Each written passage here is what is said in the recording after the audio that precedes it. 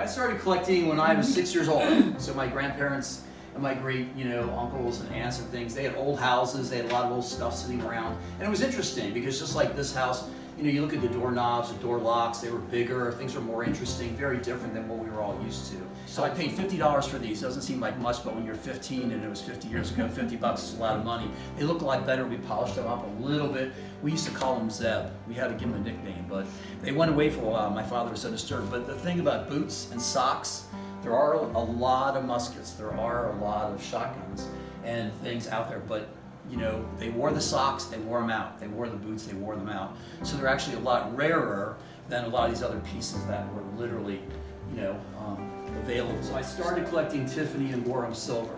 So that's kind of where it all started. So these are Tiffany dip pens.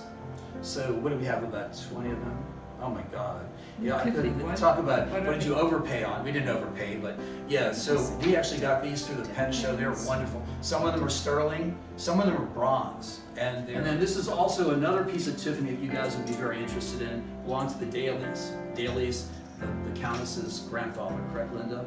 And we have a pot of, that belongs to this. So they were normally 3 pieces. This is all hand hammered, has their initials on it in a deco form. And an anachronism for you I kind of put together. I don't know if Mary's happy about it or not, but it's called CARP. I know, C-A-R-P, like the fish. So antiques are all about condition, authenticity, rarity, and provenance. So all those things, condition has to be excellent. If you use your things, we make sure you take care of them. Wash them after you use them. You usually let our guests leave and then we stay for another hour and make sure the stuff is clean. Make sure it's authentic, very important.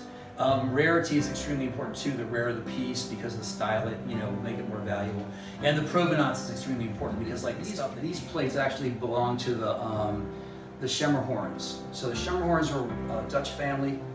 They were one of the original families in the United States. A lot of Gilded Age wealth later in the game. They were related to the Astors. And the Astors were quite interesting animals, especially Mrs. Astor. But Schemmerhorns were really quite up there. So a lot of their pieces were sold recently by Westlers. The plate looks like it's very decorative, but it looks like export porcelain. It's not. It's French. So in the 18th century, they all wanted provenance. They wanted to be European. They wanted to be landed, whatever. So these were, a set of her dinnerware. They are marked on the back, has a French marking, but they are a little over the top, for a Chinese export, but still very nice. So interesting. I was talking to a couple of the ladies. I think it's a service for 12 dinners and 12 salads. Remember the Duke and Duchess of Windsor? So the Duke is the one who gave this to the guy who did his bust as King Edward. And of course, he abdicated for Wallace. It is. I talked to this younger woman, and she said, and I looked at the lamp, and Helen's familiar. The base was original. It still had its reservoir. It had been electrified, which was not unique for the period and all the real. She said, Jay, doctors, attorneys, so many folks have bought all these pieces, and they're all fake. It was unbelievable. You should always keep cash with you. Cash is not. It's certainly worth what it's always been worth, but some people don't really care. They'll take a credit card if you want to pay 3% more, but you normally will get things for less. Like this little tea box, this was, where were we at in Virginia at the antique show, one of the few antique shows that's still around, at Hanover Tavern. So Hanover Tavern is one of the few, they're still doing it. So this thing was done at the end of the day. It's kind of nicely inlaid. It still has its tin lining, which was probably killing them, probably had lead in it also. And I paid cash, and I didn't have enough, and the guy said, you paid cash? I said, yes. He said, he gave it to me for $20 or $30 less. Yeah, so Master Salt, it was dirty, and it was just full of buttons, and it was at a Kayleen sale at the end of the day on Sunday, 25 cents, not bad, right?